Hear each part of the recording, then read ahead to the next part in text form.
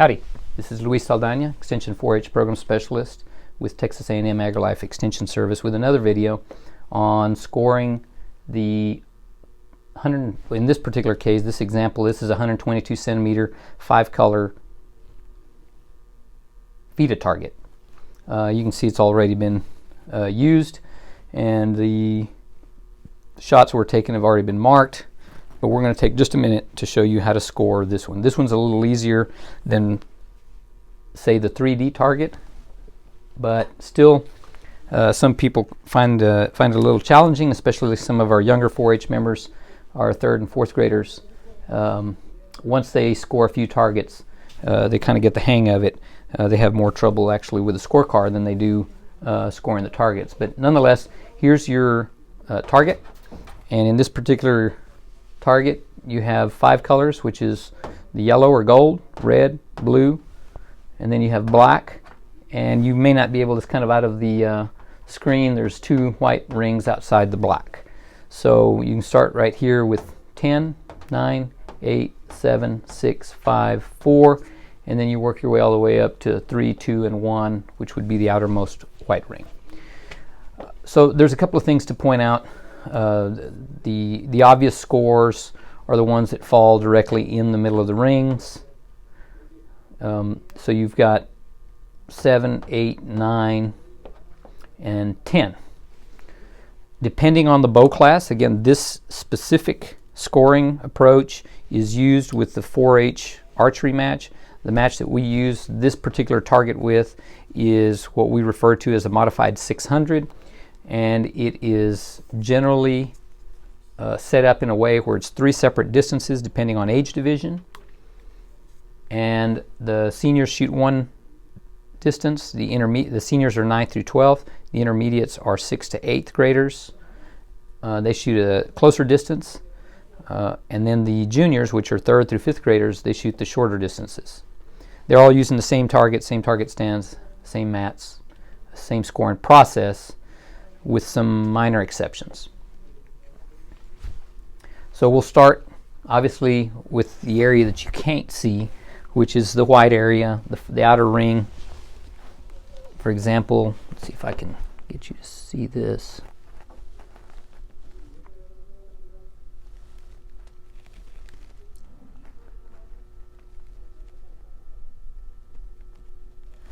I'll point over here to this corner. You have, this is actually the 2 ring. The 1 ring is out here in the corner. That's the 2. This would be 3. This one would be 4, 5, 6, 7, 8, 9, and 10. So the key here is obviously knowing the rings, starting with 1 on the outside, working your way all the way to 7, 8, 9, and 10. In the middle of the 2 black lines, clearly right in here, that one is an example, that would be a 9. If you look at this one right here, there's one right here, that would be an 8. It's clearly inside. You always, when you get close to the lines, and we'll talk about that in just a second, when you get close to the line, if you break the plane of the line, then you score up. So as you look up here, there's some that are a little closer to the line, which is this one right here. However, it does not break the plane of that black line, so this one counts as an 8, as do the others that you see here. This particular example does not have one that's on the plane to demonstrate. Now, the most important thing to remember about scoring this is scored while the arrows are in the target. Okay? And that's probably the most important thing to remember, is we do not pull arrows until nor do we touch the arrows until every arrow on the target has been scored. So as we look at this particular example, I'll see if I can zoom in a little bit. Okay, about right there. And so right there you can see the bottom of the 9 ring, the top, if you will, of the 8 ring, 9 ring, and then the 10 ring. Very much like the 3D, when we talk about breaking the plane, I'll use this as an example. If this arrow, while it's sitting in the target, let's see if I can do this where you can see, I'll do it on this side. If this arrow, if you can see color between the arrow and the line, then obviously in this particular example, right at that point right there, you can see a little color between the arrow and the line. That would count as a 9. When you fail to see color, in this yellow in this particular case, between the shaft of the arrow and the line, then that gets scored up. So right there in that spot, if that arrow was there, that would actually count as a 10. And that's all there is to it, regardless of whether you're going from a 7 ring to an 8 ring, 8 to a 9, 1 to a 2, or even the outer area to a 1. If you see color in between the shaft and the black line, it does not score up. Once that shaft eliminates any color between itself and the line, then it goes up to the next scoring ring.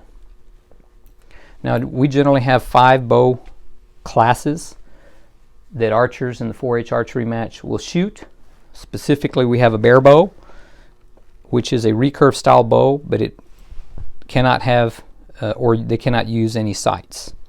Then you have the recurve, which obviously is a recurve style bow, but they can have stabilizers. They can use pin sights or multiple pin sights on their bow.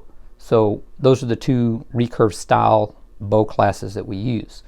Then we have 3 compound style classes, specifically the NASP Genesis.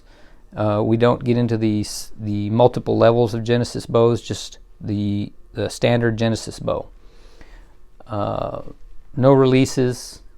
I have to use Genesis arrows, everybody on the same plane. So we do have the NASP Genesis bow division, and then in the compound division we have, or compound classes, we have compound unaided and compound aided. The big differences there, among some other minor details, but the biggest differences there are the compound unaided, you cannot use a release, and you cannot have stabilizers. On the compound aided, you can have you can use mechanical release. You can also use stabilizers, whatever you need to add on, including multiple pin sights, things like that. Okay, so starting from the outer side, you start with a 1, 2, 3, 4, 5, 6, 7, 8, 9, and the large ring is a 10. The inner ring here, in the particular matches that we offer, aren't scored any differently. You can see that there's one scored right here, pretty close to clearing the plane. But as you can tell, unless there's shaft is actually in the hole, in that particular case right there, you wouldn't know. So that's why you score while the arrows are in the target itself. So once all the arrows are scored, you can pull them out. Of course, we mark every arrow in case there's any bounce outs later in the match. I hope you found this video helpful. Feel free to like, share it with those 4-H members that may be able to learn something from this video.